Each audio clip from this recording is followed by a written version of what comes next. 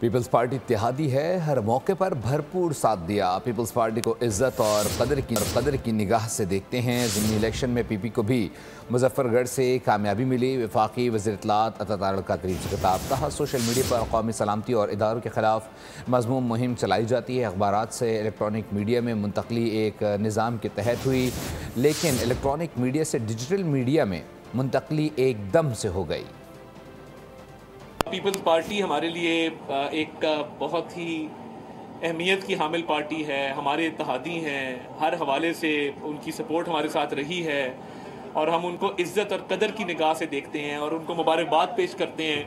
مظفر گڑھ سے میاں علمدار قریشی صاحب جو ہیں وہ منتخب ہوئے۔ قومی سلامتی کے اداروں پر حملوں کی جو ہر دوسرے دن کوئی نہ کوئی پوسٹ آ جاتی ہے، اور دیکھیے یہ کون کام کر رہا ہے؟ انڈیا سے پروپیگنڈا ہوتا ہے یا دشمن ممالک سے ہوتا ہے؟ اب یہی کام ملک کے اندر سے کوئی اپنے ٹویٹر اکاؤنٹ سے یا باقی سوشل میڈیا سے کرنا شروع کر دے تو پھر یہ کس کا ایجنڈا ہے؟